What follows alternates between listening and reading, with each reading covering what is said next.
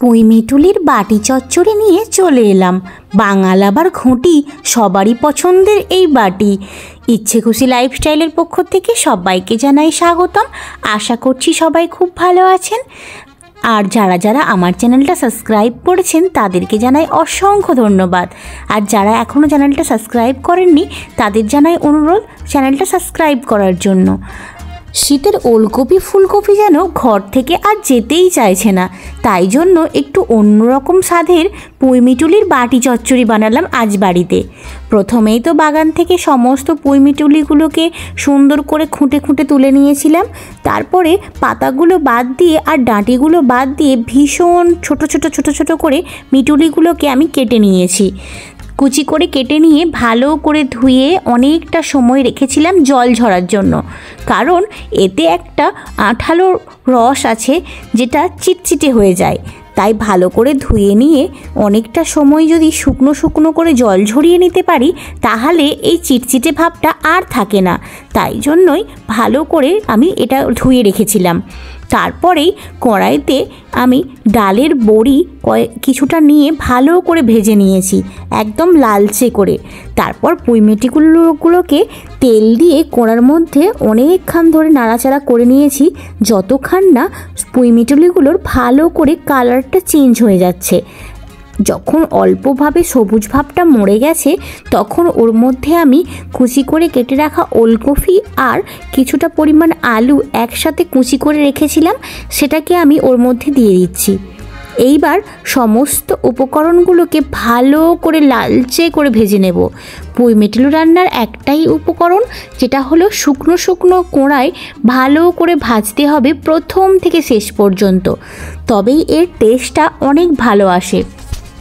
মিটুলিগুলোকে ভাজতে ভাজতে ওপর থেকে পরিমাণ মতো লবণ আমি দিয়ে দিয়েছি। এইবার ভালো করে শুকনো কড়ায় ধীরে ধীরে ভেজে নেব। তারপরে ওর মধ্যে দিয়ে দিয়েছি পরিমাণ মতো অল্প একটু হলুদ, যাতে কালারটা একটু চেঞ্জ হয়ে যায়।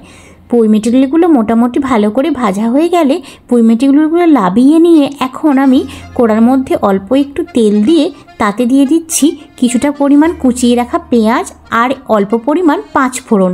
এগুলোকে ভালো লালচে করে ভেজে নিয়ে এর উপর দিয়ে দেবো কিছুটা পরিমাণ টমেটো কুচি। পুঁই মিটুলিটা রান্না করতে খুব বেশি উপকরণ লাগবে না।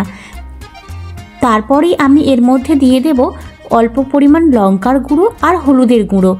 ভালো করে দিয়ে এই উপকরণগুলোকে আমি লালচে করে ভেজে নিয়ে টমেটোগুলো একদম গলা গলা হয়ে এলে তখন আমি এর মধ্যে অল্প একটু সর্ষে বাটা দিয়ে ভালো করে নাড়িয়ে চাড়িয়ে কষিয়ে নেব মশলাটাকে। আমাদের গ্রামে এটাকে বিভিন্ন রকমভাবে ডাকা হয়। কেউ বলা হয় পুঁই মিটুলি, কেউ বলে পুঁই বিচরি, কেউ বলে পুঁই গাছের বিচে, বিভিন্ন রকমভাবে বলা হয়। আমি জানি না অন্যান্য শহরে বা গ্রামে এটাকে কী বলে ডাকে। তোমাদের যদি এটার কোনো নতুন নাম থেকে থাকে অবশ্যই কমেন্ট করে জানাবে, কিন্তু আমারও জানা হয়ে যাবে এটার একটা নতুন নাম। আবার দেখি কেউ কেউ রেসিপি করছে সেটা আবার লালচে হয়ে পেকে যাওয়া পুঁই মিটুলির। এটা কি আদেও খাওয়া যায় সেটা তো আমি জানতাম না। ফার্স্ট টাইম দেখছি সবার থেকে যে পেকে যাওয়া পুঁই মিটুলি দিয়ে একটা রেসিপি হয়। তা তো আমার জানা নেই, কিন্তু আমি অবশ্যই ট্রাই করব ওটাও। তারপরে কি করছি, ভালো করে মশলাটা কষিয়ে নেওয়ার পরে পুঁই মিটুলিগুলোকে আমি ওই মশলার মধ্যে দিয়ে দিচ্ছি। এইবার যতক্ষণ পর্যন্ত ভালো করে ধৈর্য রেখে এটাকে ভালো করে ধীরে ধীরে আস্তে আঁচে কষিয়ে নিতে হবে। আমি জালটা ভীষণ আস্তে রেখেছি। এইবার ধীরে ধীরে শেষ পর্যন্ত নাড়িয়ে চাড়িয়ে নেব পুঁই মিটুলিটাকে, যতক্ষণ না ওর মধ্যে কুচি করে রাখা আলুগুলো ভালো মতন সেদ্ধ হয়ে যাচ্ছে আর পুঁই মিটুলিগুলোও ভালো মতন ভেঙে যাবে। তখনই আমি এই কষিয়ে নেওয়াটা বন্ধ করব। ততক্ষণ পর্যন্ত কিন্তু আমি কষাতে থাকবো পুরো উপকরণটাকে। জলের পরিমাণ ভীষণ কম দেব, শুধুমাত্র আলুগুলোকে সেদ্ধ করে নেওয়ার জন্য জলের পরিমাণটা দেব একটুখানি একদম। এর মধ্যে কেউ কেউ জল ছোড়া দিয়ে দিয়েও রান্না করে, কিন্তু আমি জল ছোড়া না দিয়ে এর মধ্যে অল্প পরিমাণ জল বাড়িয়ে দেব। তারপরেই আমি এটাকে ভালো করে সেদ্ধ করে নেব। জলের পরিমাণটা কিন্তু অন্যান্য তরকারির থেকে অনেকটা কম দিয়েছি। এইবার এইভাবে ধীরে ধীরে নাড়িয়ে চাড়িয়ে নেব আর ওপর থেকে বড়িগুলো দিয়ে দেব আমি। বড়িগুলো আগেই ভেজে রেখেছিলাম লাল করে, সেগুলো এর ওপরে দিয়ে ভালো করে নাড়িয়ে চাড়িয়ে নিয়ে পুঁই মিঠুলিটাকে অনেকক্ষণ ধরে বসে বসে সুন্দর করে নাড়িয়ে চাড়িয়ে নিয়ে ভালো করে ভেজে রেসিপিটা করতে হবে, তবেই কিন্তু এর টেস্ট অনেক ভালো হবে।